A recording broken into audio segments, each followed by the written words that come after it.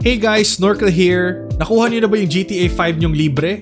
If not, please go to the description at the side because libre yung GTA 5. So claim it now, go to the Epic Games Store. But I also hope that you noticed, if you have the GTA already, that the Epic Games Store has a mega sale and there were some games that caught my eye. So I want to share my picks to you. I was initially going to just make a text post about it. I realized it will be more fun if I shared with you my thoughts through a video. Game, let's start. Great, so we're already here in front of the Epic Game Store. So epicgames.com. Just to find this page lang, you just have to go, when you're at the epicgames.com website, you will see the mega sale dito, and then you click see all deals, and then you will be able to see all of the deals there. Now, I'll go through my picks one by one in terms of what you guys should buy. So etong first one that I would actually recommend, but I haven't played it myself, but I've seen a lot of gameplay and interesting and fun siya, is Control. Now si Control, it's priced at $11.99.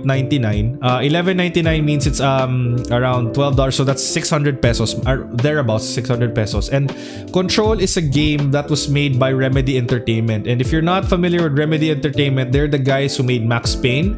They're the guys who made Alan Wake. They're the guys who made Quantum Break. So it's gonna be quite interesting. So Control is set in the same universe as Alan Wake and Quantum Break, pero kasi multiverse yung setup nila.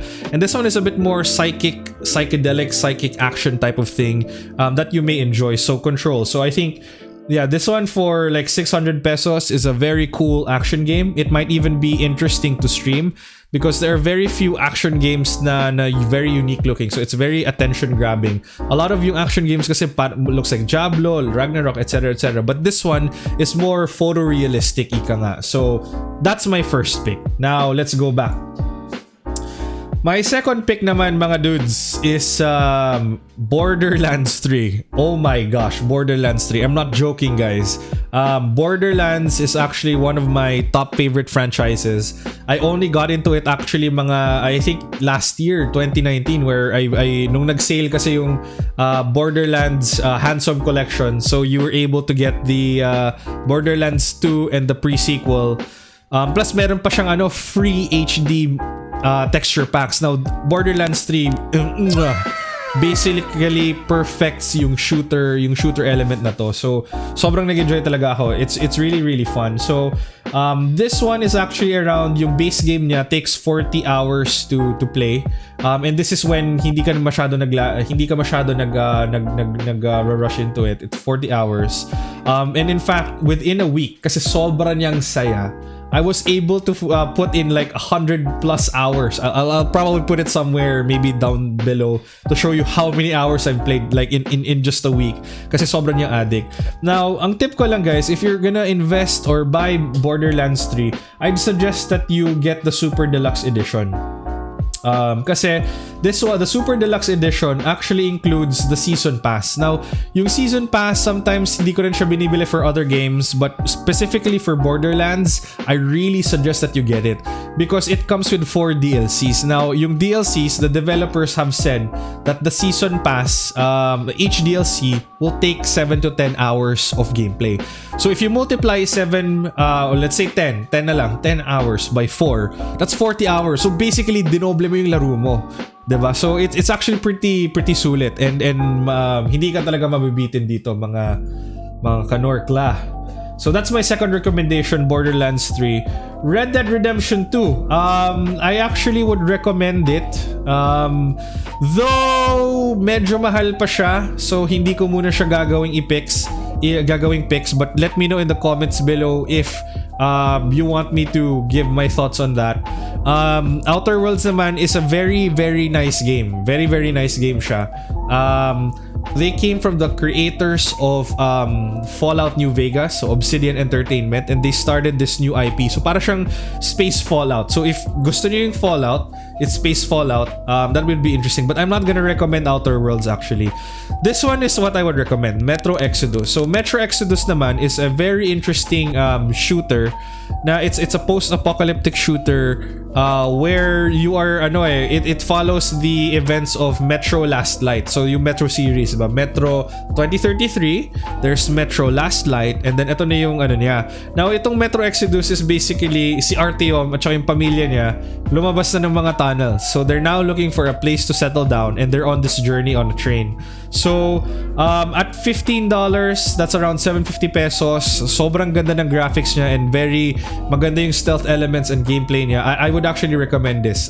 Kung if you're sawana in terms of the usual FPS games that we have, like Call of Duty, Counter-Strike, this is a great single player experience. By the way, single player nga pala siya. Okay, the next pick, obviously bros, The Witcher. I'm not sure if I should talk about this more, but this is pretty much the RPG that defined this generation. Haters gonna hate, bro. You're gonna tell me Final Fantasy 15, all Final Fantasy 7, bro. They ain't got nothing on Witcher 3. Basically, revitalize yung high fantasy stuff. So at $10.79, 550 pesos. Sobrang mura na niya. Kunin niyo na siya, guys. And then yeah, it's very good. This game took me around 60 hours to finish. So if you want very meaty storylines, and if you saw The Witcher on Netflix, you should get this. Sulit na sulit for 550. And kahit release siya in 2015, ang ganda pa rin ng graphics. Alright, now my next pick would be quite simple actually. Rainbow Six Siege. Now, Rainbow Six Siege is an esports title. It's always on sale naman usually, and you may wanna buy it on Steam. Pero at 300 pesos, I think it's pretty cheap. Di ko lang sure kung how much it is on Steam, so let me quickly check it right now. Oh, it's 750 pesos in Steam. So medyo mahal siya. I would suggest you get it. But then again, if you really want to be playing on Steam, I'm not sure. I haven't tested crossplay. If your friends are on Steam, don't get it here. The next recommendation I have would be Jedi: The Fallen Order, right? So this one is basically Dark Souls in the Star Wars universe. I am planning to get this now. I haven't played this yet, pero for sure kukunin ko na siya just because it is so cheap, guys, and it's very very well reviewed. I'm gonna get this. I'm a Star Wars fan. The next one that I would recommend is akala nyo nakalimutan ko Assassin's Creed, no? But either Assassin's Creed Origins or Assassin's Creed Odyssey.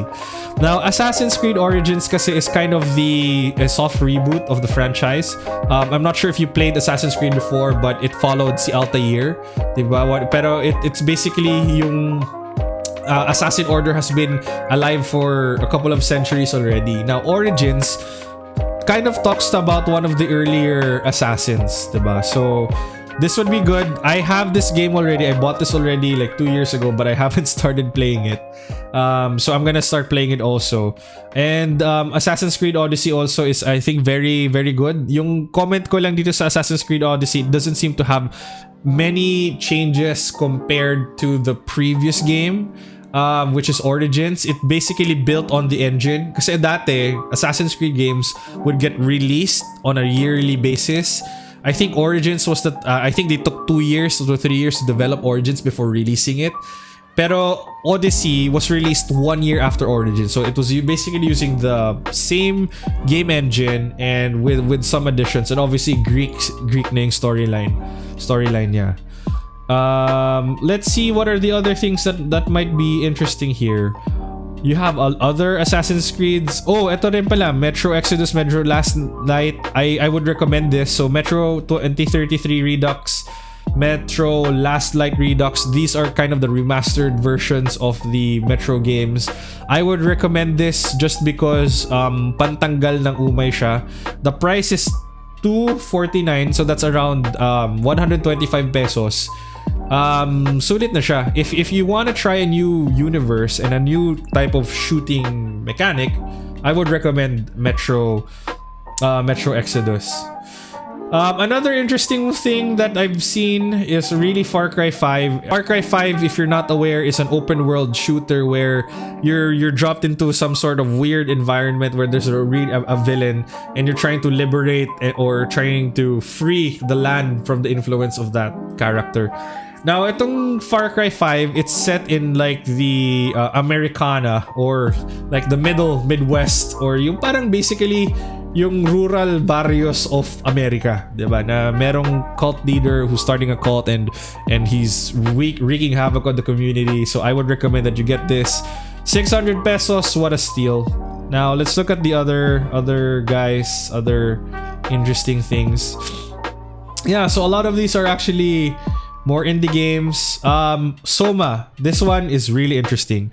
Soma is a first-person horror game.